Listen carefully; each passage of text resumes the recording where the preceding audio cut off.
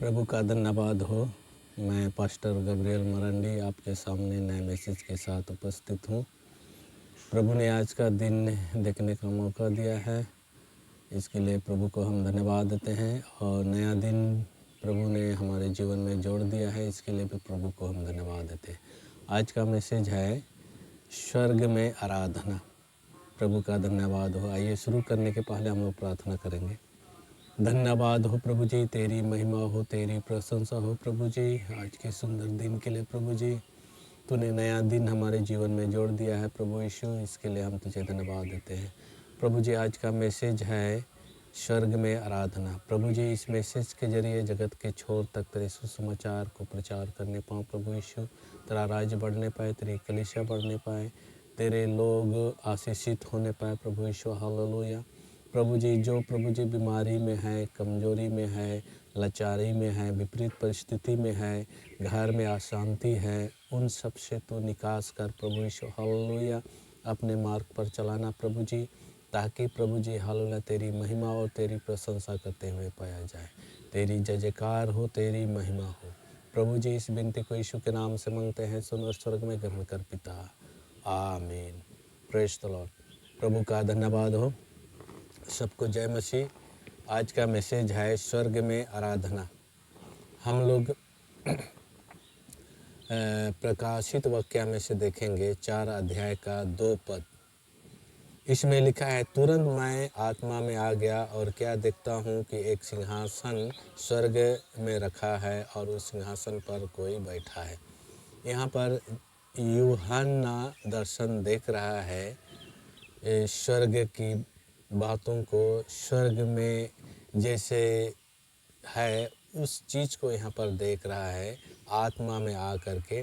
और इस तरह से यहाँ पर लिखा है कि मैं आत्मा में आ गया और क्या देखता हूँ कि एक स्वर्ग में सिंहासन रखा है और उस सिंहासन पर कोई बैठा है।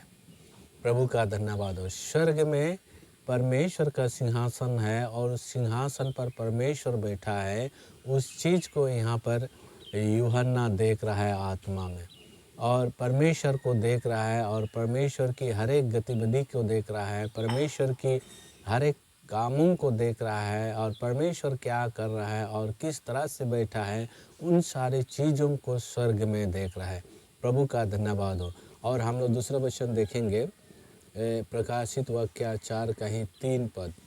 जो उस पर बैठा है वह यशब और मणिक के सा दिखाई पड़ता है और उस सिंहासन के चारों ओर मरकत सा एक मेघधनुष दिखाई देता है।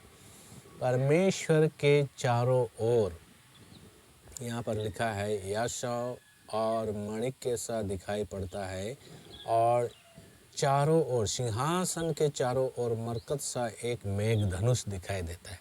हम लोग वर्तमान में उसको हम लोग देख सकते हैं, मेघधनुष, जो बरसात के दिनों में हम लोग बोलते हैं, जब मेघधनुष प्रकट होती है तो हम लोग उसको बोलते हैं इंद्रधनुष।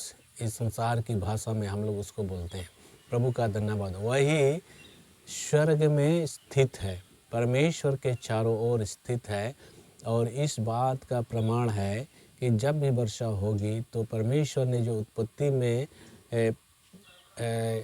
शपथ खाया, वाचा बांधा परमेश्वर अपने लोगों के बीच में कि मैं कभी जल प्रलय नहीं करूंगा, और इस तरह से जो मैंने पृथ्वी को सृष्टि किया है उसको जल प्रलय के द्वारा नाश नहीं करूंगा, उस वाचा को उस मेघधनुष, इंद्रधनुष के जरिए प्रकट करता है।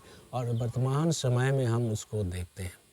प्रभु का धन्यवाद। इस तरह से हम परमेश्वर की वाचा को देखते हैं बरसात के दिनों में, और हम उसको अपने जीवन में अनुभव करते हैं।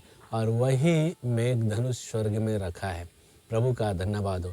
और अपने काम को प्रकट करने के लिए परमेश्वर बरसात के दिनों में इस मेघधनुष को संसार पर प्रकट करता है।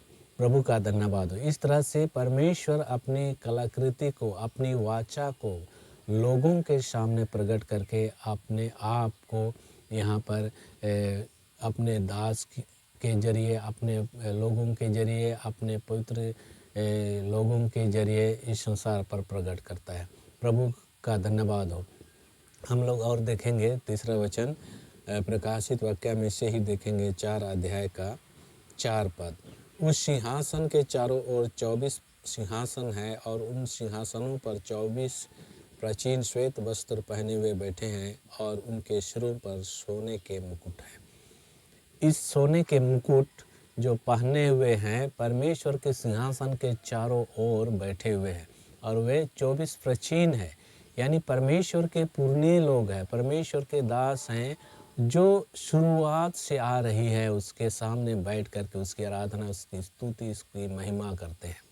प्रभु का धन्यवाद। एक समय ऐसे आएगा हम भी उस 24 प्राचीनों की नई परमेश्वर के चारों ओर रहेंगे और उसकी आराधना करते हुए हम पाए जाएंगे और हमारे सिरों पर भी सोने का मुकुट होगा। प्रभु का धन्यवाद हो। इसीलिए यहाँ पर परमेश्वर हमको कहता है, संसार के लोगों को कहता है, मैं पवित्र हूँ, तुम भी पवित्र बनो।